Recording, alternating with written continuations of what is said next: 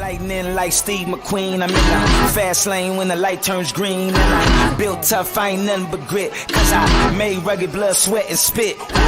Yeah, like a horse I fly. Better push yourself in for a bumpy ride. I like to play hard, but I work harder. And I weather the storm cause I'm built stronger.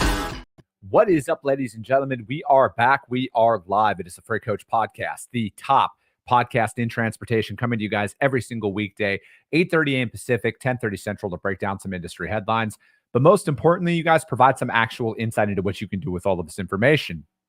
If this is your first time tuning in, welcome. This is the real side of freight, ladies and gentlemen. And I say that before every single show. And what I mean by that is I only speak with transportation professionals because at the end of the day, you guys, I want to talk to the right individuals who have done what you're looking to do or who are currently doing what you're trying to achieve. So you can take that information, apply it, utilize it, and see a meaningful difference in your business and your life. We're going to jump right in. I will address all of the election tomorrow. It's a solo show. We won't talk about any of that today because, we got to give it some time, and I'm not going to jump on all that bandwagon stuff. And mainly because I have an attorney here who's going to break down some stuff on cargo claims. And as always, you guys, every single time I have an attorney on, none of this is legal advice. You do not take this as you heard this out there. If you are in need of an attorney, contact one and speak with one. But with that being said, I got the best dressed guy in freight, Mr. Bryan Nelson, here on the show. Bryan, thank you so much for joining me. Hey, I appreciate it. All I can say is that when you have your own podcast, you're able to have your own walkout music, right? So yes. I don't have that. And if I ever did, I have given this thought. I think everyone has. If I had my own walkout music, like I'm coming up to bat. Yeah. There is a song by a band down in South Florida. This is not necessarily a promotion for them, but they have a song. It's called Damaged Goods. It's by Mayday. It's like a hip hop reggae group. Yeah. Damaged Goods. And we're talking about cargo claims. So perhaps that should be our song, our theme for today. Dude, I agree with that. And, I'm getting enough traction now, Bryan, where I'm hoping to be able to get like some real legit custom intro music instead of the stuff that I've purchased on like SoundCloud. I want to get that because, same thing, man. Like I'm a kid of the 90s and I was a massive Jay-Z fan growing up. And there's some of his songs on the Hard Knock album that I really want to use, but I got to increase the street cred a little bit more out there. Awesome. Well, looking forward to it. So, Bryan, what how'd you get your start? Like, what brought you into transportation law? I feel like there's a bunch of stuff that can kind of go on out there. So, kind of like, what brought you into all this, man? So it's your standard boy meets girl kind of situation.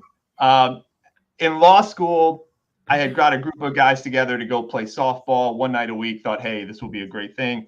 Fast forward, come to get the money. Everyone's like, oh, super busy. Can't get out there. Can't do it. So I go to the field to get picked up by a team. I'm out there for a couple hours. Some kid kind of runs up to me and says, hey, I heard you're looking for a team. We need somebody. Last week, one guy on our team got thrown out of the league for throwing a bat at an umpire. That was a trucking company that sponsored the team.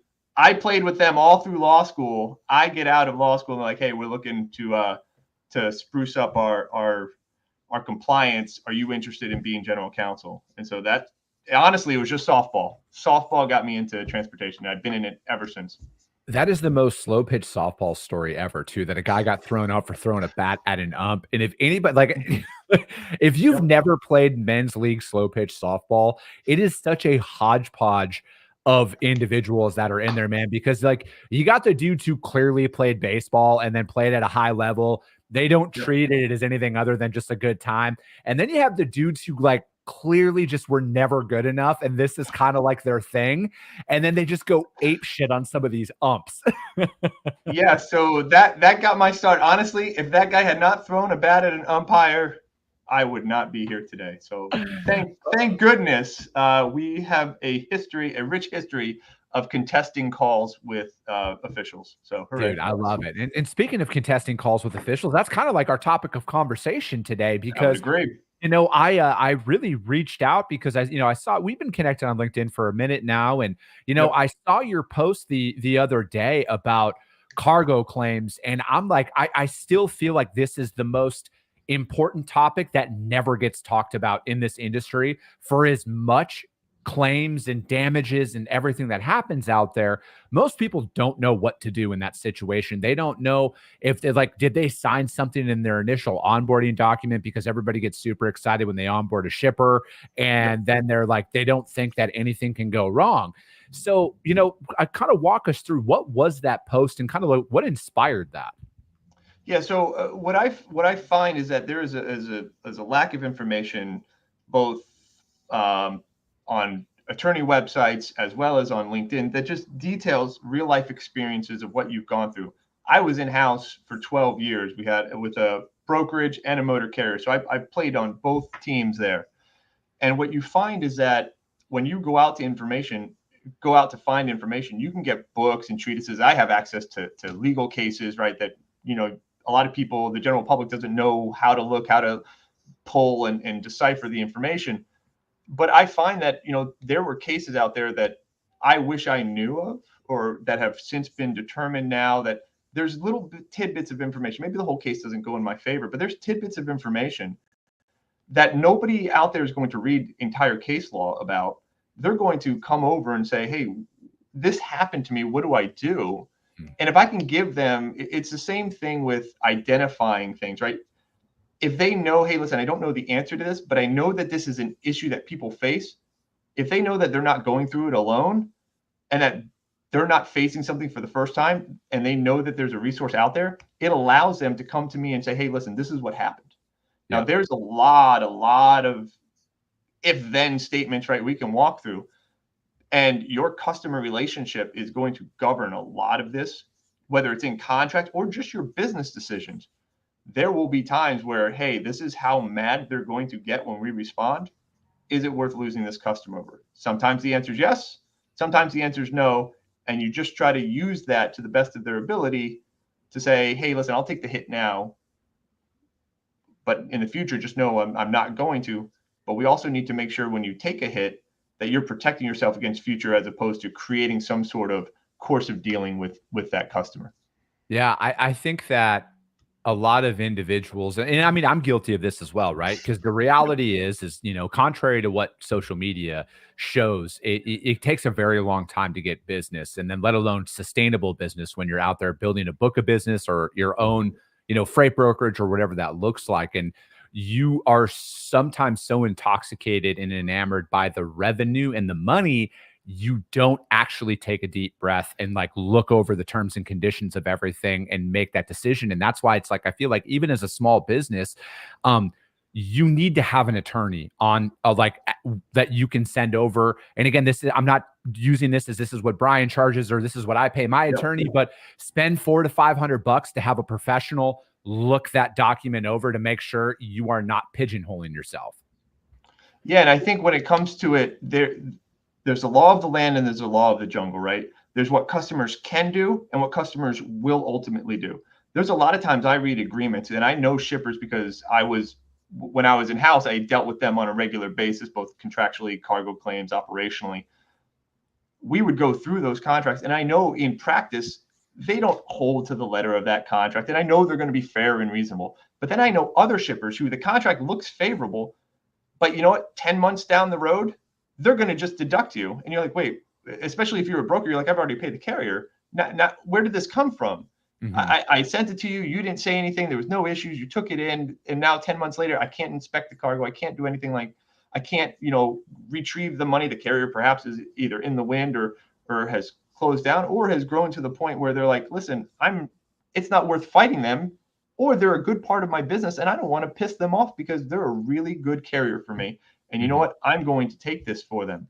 There are situations like that where when you're reviewing a contract, there are some times where I just get contracts and my client says, the customer says no modifications, which is never true. I will say almost with certainty that there will be opportunities to make small changes. If you are a company of a significant size or a good size, you have better opportunity to make modifications. Now, if you're a one truck, one trailer motor carrier, a lot of times there are difficulties you'll have in making changes to contracts.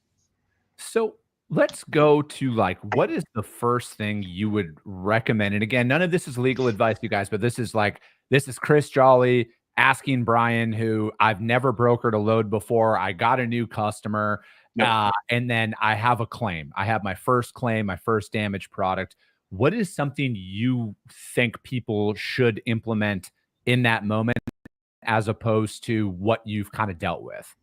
So when I operated internally, and I kind of I was fortunate because I was chief administrative officer also of my companies, and I was able to move, kind of move the needle in terms of what our process was. So this is something that I would do anyways. This is something I did in the past. So we'll talk historically.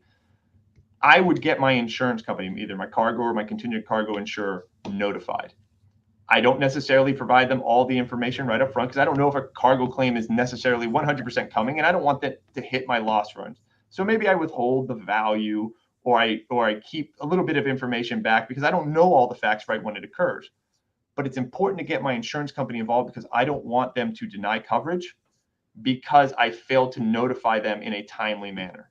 I can't tell you, I get cargo claims from clients 3, 4, 5 months down the road, and I ask them, have you notified your insurance company? They're like, well, we didn't want them to, we don't want to alert them yet. Well, we may have waived something. Now, a lot of times when something is not definitive, you have some arguments with your insurance company to say, hey, listen, I wasn't sure if something was going to happen. But putting them on notice doesn't hurt you, especially if you don't give a value, because the issue is with reserves, they keep money back. Essentially, they earmark money and say, hey, when you go for renewal, if we have a reserve, this is what's going to happen. If you don't give them a value or full information at that point, but you just kind of note your place in line, hey, something might be coming. That's the first thing I always did. That's just, I felt it protected me in the case I needed to go back insurance. Now I'm still going to fight, if it's something I think is borderline based on all the facts, I'll push back, but I will notify insurance company first and then really pull out the contract. I will go immediately to the contract. So I want to talk about a situation because, in a perfect world, you get notified, it gets marked on the bill of lading, you can go through, tell the driver. Here's something that I always recommend and I always tell people: anytime that a driver reports damage to a load, always get the name of the person who is saying that there is damage at the receiver, photographs immediately if you can. Photos. Photos. I can't tell you how many times we get, oh, well, they say the temperature was high. Well, they had a thermometer. Did you take a photo of the thermometer? Did you take photos of what it looked like when it was delivered? Because sometimes, we all know, forklift damage. It occurs. It happens, right? They plow right into it. That's weird that there's 2 marks exactly this distance apart from each other. How on earth would I have done that, especially if I'm not responsible for the loading and unloading, of a dry van or a reefer trailer? No, and that's the thing is, because we move a lot of flatbed freight. So if there's a storm out and then somebody at the receiver instructs you to take the tarps off the load in the rain, and then they claim damage that it was at the rain, it's like, document all of this stuff out there, because ultimately in the real world, something's going to happen where nobody's going to notify you of anything. But then 30 days after the fact, you're going to get a notification that, hey, there's damage to this load. We're not paying this invoice. There's a claim. And you're like, wait a second, what? There's nothing marked on the bill of lading that there was damages and all of this stuff that happens. So what are somebody's, is this an avoidable situation, Bryan? Or is this something that is common out there, and this is why you need to have a contract with your shipper? So I would say that the Carmack Amendment is a wonderful thing because we have 100-year plus of history of cases interpreting the Carmack Amendment, and it seems to all go in the same direction, and you have some sort of reliability on how it's interpreted. That being said, if you are a motor carrier, you're governed by Carmack. Whether you have a contract or not, most times contracts, either they'll incorporate Carmack or they're going to specifically modify Carmack in a certain way. And I can promise you, if you're a motor carrier, the modification of Carmack is not going to be in your favor, right? So you have Carmack as the baseline. If you have a customer who is going to modify that, it's going to be because they're trying to limit expand their ability to hold you liable while limiting your ability to defend it. And so if you don't have a contract as a motor carrier, you still have liability, and insurance and everything else applies appropriately. If you start modifying CARMAC, because insurance kind of takes the baseline of CARMAC in most cargo policies, you start modifying CARMAC and taking on liability beyond what's in CARMAC, you're going to find yourself a little bit out on a limb in a lot of situations. Now, there are some really good policies out there that allow you to kind of, expand your liability or your coverage as well. Get with the good insurance agent. If you just have an insurance agent that's just somebody who typically does your property, find someone that's transportation specific and get an insurance agent. I can't tell you also, when you notify your insurance company, when we were talking about earlier, what are some of the things I would do? I can't tell you how many times I get with the client and I'm like, where's your insurance agent? Your insurance agent should be an advocate for you. They don't represent the insurance company.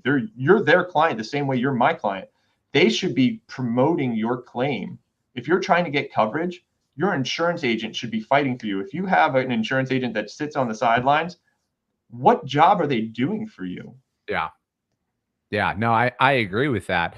Now, is there a specific time frame based on your knowledge that somebody can actually initiate a claim? So it's like, say we got a load, I had a load deliver back in August, and then now it's November, and I'm getting notification that, hey, they're claiming that there's damage to this product, and we're 90 days after the fact. Is that something where you're like, no, absolutely not? There's been too much time that's passed, or do they actually have a claim that they can make in those instances? So I love this rhetorical question because I assume you know the answer to this. The issue here is that under CARMAC, under most standard statute of limitations, right? You have 2 years, you have 3 years, you have whatever that is to bring either a breach of contract or any other type of claim or personal injury matter, right? States govern that. CARMAC governs the time period for making a cargo claim, and it only gives a minimum. It does not give a maximum. You have to look back in history. When the CARMAC Amendment was created, motor carriers were in charge, right? Because I had the truck. I can, kind of the way LTL carriers kind of operate, right? Yeah. Trucking companies were in charge. You wanted to ship something, you had to go to somebody. Their rules and tariffs were public. If you wanted to hire someone, they had strict requirements that you had to abide by. And so as a way to protect the public, because most of the public, we didn't have corporations the way they are now, where most shippers and customers govern the terms of transit. Yeah. Back when CARMAC was established, they were worried about the motor carriers having too much power. So they said, hey, motor carriers, you cannot provide a time period of less than 9 months. So most of the time, people use 9 months as the time period. But 9 months is not a limitation period. It is a minimum period. Meaning that someone could file a claim 2 years from now. They could file a claim a year from now. So if you don't have it in your contract that limits it to the 9 months, which is the shortest time period you can prescribe for providing a claim, you are leaving yourself open to potential liability. Now, also, if you're a company that's looking to sell, to eventually get out, have an exit plan, and your contracts leave open the potential of cargo claims going on in perpetuity, you may have unknown risks that you may have to indemnify a future purchaser on, because you could have put something in your contract that says, hey, listen, after 9 months, I'm no longer liable for claims. Mm-hmm. Yeah, I think that right there is probably some of the best advice that people need to immediately go in and look at right away. And to answer your earlier statement, yes, I did know the answer to that. Yeah. And but it is one of those things, though. Again, it's like, it's back to the whole, people get so blinded by the business, the opportunity, that they, everybody's my friend. They don't think that somebody's going to actually do this, right? And then on top of it, you're going to be sitting there spinning your wheels like, this happened 9 months ago. What do you mean that this, like, how is this coming back on me? And then we're talking $30,000-$40,000 worth of damages and all of this stuff that comes along with this, you guys, in the real world, which is where we operate on this show. These are very real examples that I hope nobody goes through, Bryan, ultimately. But the reality is the more freight you move, the higher the likelihood that something's going to there's going to be damage. There's going to be something that happens. And again, if you're not thinking about this right now, and I think most people would be fairly shocked that there are probably some pretty large organizations out there that don't think about this at all. They just Nope. kind of fly Nope. by the seat of their pants. They stroke the $50,000 check, they move on, and then they're like, I don't want to piss the customer off, or whatever that is. That's like the mentality for a lot of people. But it's like, at some point, like, when's enough, right? Like, when are you going to start treating your business as a business and have these policies and procedures in place? And, you spent a lot of time in compliance, you said as well, Bryan, at your first job. So it's like, having this stuff, you guys, is part of it. Just because you started an LLC, like, you're not protected as much as you think you are. Yeah, and I would add to that. I've had conversations with numerous shippers, and they're more forthright since I've been in private practice than when I was one of their vendors. Yeah. They've essentially told me, they're like, why do I want to go and do business with one of your clients when I can do business with some of the larger, look at the top 50 in transport topics, right? Top 50 carriers, because when I give them a claim, they're not going to, I know they're just going to pay me, to your point. And so when I'm reviewing a contract, or any of my partners are reviewing a contract, and just, by the way, just a little information about my firm, all of my partners have either been general counsels of a transportation company or have worked in government in transportation. So we're not just, hey, we read this in a book, we think this is what you should do. We're giving you advice that we would have done ourselves because we actually did it. Hey, don't do it this way because I did it that way and it screwed up, or I did it this way and we had good results. And so when we're modifying contracts, your point about risk is extremely important, because I could mark up a contract and eliminate all of your risk. You will get no business. You will absolutely get no business. Transportation is inherently has opportunities to be risky, and we have opportunities to divest ourselves of some of that risk. But it's a balance of business and what your willingness for risk tolerance is. And I know, having gone in that, having to bite some of the bullets, right, to understand, hey, I'm going to take some risk here for the business opportunities, but signing blindly never works out, because to understand your risk, you can change your practice. You can change what you're doing for that one customer, right? If you know that your risk is higher for this customer than it is for this customer, you're going to plan differently. You're going to operate differently with respect to that, as opposed to just, I have no idea, I just assume I have risk everywhere. It's not really an approach that I took when I was in-house. So what if this question just literally came to mind, and it's Sure. kind of off topic, but kind of on topic at the exact same time. Again, you brought up the forklift driver damaging the Yep. product. What if a driver gets hit, right? And then there's cargo damage to that. Is it the other carrier's responsibility in that moment? Or, again, it's like, is everybody out there protected? Is the broker going to get brought in to a lot of this? Because I think that a lot of brokers, in my opinion, Bryan, think they're immune to a lot of this stuff because they're not technically required by law to have insurance and everything else. But it's like, I feel like another really big thing to point out here is literally everybody gets brought into a lawsuit, you guys. Like, if you sneezed on the driver's truck, you're getting brought into that lawsuit if there could be money to be made off of that sneeze.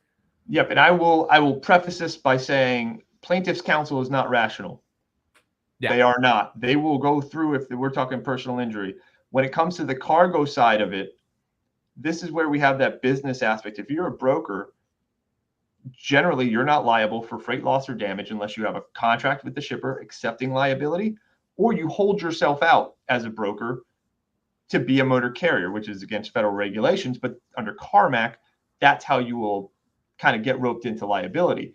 And that's on a shipment by shipment basis, right? Yeah. So use of the words like my driver as a broker, or, hey, I'll be there to pick it up, or signing contracts as a carrier, right, opens you up to potential CARMAC liability or liability for cargo loss or damage. In terms of your question and really focusing on the elements of CARMAC, the elements for establishing a CARMAC claim are pretty easy for a shipper, right? I gave it to you, the carrier, in good condition. Well, how do we prove that? Well, you sign the bill of lading without notation of damage, and there's a presumption that can be overcome with that, but we give it to you in good condition. You deliver it in bad condition, and I give you a value to that. That's it, the three things. Now, we can attack each one of those in kind, and we have in each separate instance, right? But then we have to go to the defenses. Mm-hmm. So if we can't push back against any one of these three things to establish, you never established an actual CARMAC claim, we have 5 defenses available to us. But first we have to prove we were free from negligence, right? And one of the other requirements, this goes to the post I had, one of the exceptions is shipper negligence, or fault or act or default of the shipper. If you get rear-ended and you're a motor carrier, you get rear-ended by another motor carrier, that's not fault of the shipper. That's some other motor carrier. So you are still primarily liable for that. Under CARMAC, possibly under your contract as well, you may have a right to go after that other carrier, but your customer is going to sit there with their hand out and go, after 60 days, I don't care what's happening with that other carrier. I hired you. I want you to pay me. Same thing with the broker. At some point, they're going to say, hey, listen, I don't care that you don't have a contract with me. Pay me. That's great. That's great that you're not liable. I'm happy for you. But if you want the rest of the term of this bid that you just submitted an RFP for, if you want the rest of this, give me money or you're out. And we face that real world situation all the time. So how do you affect that as a broker? You try to get a contract in place and limit your liability, because then you can turn to your insurance and say, hey, insurance, pay. Because if you don't have legal liability, your insurance isn't going to come in. So all of that money is going to be out of pocket if you don't have insurance. Yeah, and you brought up another key point, and lots of key points, but like this one stuck out to me. But you talked about a broker accepting liability and that being in shipper contracts, right? And that's one of those. And again, you guys, I want you, the next time you onboard a new customer, or maybe you should use this as an opportunity to go through your existing customers' shipper agreements and see, because I don't know if enough people understand how many shippers push all the liability onto the broker, and the broker's just unaware of that. They signed the document. They didn't have anybody look over it. And essentially, from what I've been told, what that means is the shipper can damage the product in some instances in the loading process, claim that it wasn't that way, but you accepted the liability. Like, you're essentially accepting the cargo as soon as they deem necessary that, oh yeah, well, that happened. It's the broker's fault. Yeah, and there are opportunities. There's a lot of shippers that will acknowledge that and say, hey, listen, you're right. That was on us. So I don't want to vilify all shippers. For sure. But there are shippers, right? And one thing there are receivers and shippers that will try to hide their damage. Well, I don't want to be, I'm going to get fired, right? We're not necessarily dealing with a huge entity. We're dealing with individuals on the loading docks, right? Yeah. Well, I don't want to be caught having damaged this. And what CARMAC also applies that is interesting is receivers are supposed to take the cargo unless it's completely worthless. And so you have a lot of times where the cargo is just placed back on the carrier and they're saying, we just don't want it in our dock. And you have to deal with that. So there's a lot of things where they don't necessarily comply, but you're trying to now deal with and trying to mitigate. But getting back to your specific point about, hey, them causing damage to the cargo, and there are defenses there. And as a broker, because you're not present at any of this, it makes your defense a lot harder. And so if you're sitting there saying, hey, listen, I'm going to be liable as a carrier for CARMAC. What happens if your contract went a little bit further and said you are actually a carrier and you're signing as a carrier? I know many of you are like, to your point, I just need the business. I'm going to get it. Yeah. Signing as a carrier is something that most shippers will acknowledge, unless you're truly holding yourself out as a carrier because you're like, oh, they're not onboarding brokers. I'll just tell them I'm a carrier. That will create so much headaches in the event of an accident. Not to mention your insurance likely will have issues with compliance. And if you have an exit plan, and I always say this, I know none of this is the topic of what we're talking about in terms of exit plans, but if you have an exit plan as a broker, when you go to sell, my firm and myself, I'm involved in three acquisitions right now. And when I go through contracts, if I see a broker that has all of their business as a carrier and I gave you some price to buy your brokerage, I'm not viewing the revenue that you have listed as a carrier as revenue that will be ongoing, unless I can confirm that I can transition that contract to a brokerage contract. And if I can't, then I'm not going to give you credit for that revenue. I love that, Bryan. Like, I honestly, and yeah, I'll have you back on. I try and keep these shows to 30 minutes because most people who watch, or at least say they have a day job. I know I have a day job, as do you. But this is all phenomenal information, man. And again, like, I just want people to think a little bit differently, because like, ultimately, as you go out there and experience the real world, you will realize very quickly, nobody's going to protect you. Like, you have to protect yourself. You have to have an attorney. Like, I've been telling people that the smartest things I did in business was hire the right attorney early on and a CPA. That right there, those are like the first two things. But how does anybody reach out to you though, man? Because I got a large audience inside of this industry. How does anybody reach out to you to find out more? Like they're like listening to this, they're like, I got to get my shit in line. Absolutely. You could certainly email me, bnelson@taylorlawpl.com. You can also reach out to me on LinkedIn, Bryan Nelson. I know that's a very generic name. Bryan Nelson, Taylor Nelson PL. But the email address again is bnelson@taylorlawpl.com. And when it comes to contracts, I take a very, I just take the approach that I always view it as a seesaw. When you get a customer contract, you're up here, your legs are dangling right on top of the seesaw. I'm not trying to get you back to the ground. I'm trying to get you to level, right? So that way it's fair for you, because I can't go to your customer and say, hey, no, you need to bend over backwards for my client. You guys aren't going to get that business. So I need to look at it practically. And you need someone who says, hey, listen, I'm not trying to get you in favor here. I'm trying to get you to industry standards to make certain that you have a level playing field. Your insurance is going to provide coverage. If you have an exit plan, you're going to sell your company and no one's going to bat an eye at your contracts. Not to mention, you know what your risks are and you're able to mitigate that and know with certainty, hey, I can put reserves aside because I know this is where my liability is going to be. No, Bryan, I love it. And if you guys can't find Bryan Nelson out there on LinkedIn, hit me up. You guys DM me. I will gladly put you guys in contact with them over there. But Bryan, thank you so much for joining. And I know you guys got value in this one, but if you did and you're not subscribed, subscribe to the show. You guys share it out there to your network. This is how we grow, but this is how we help more and more people, is because if you see value, your network's going to see value as well. I appreciate you guys. I love you guys, and we'll be talking to you soon.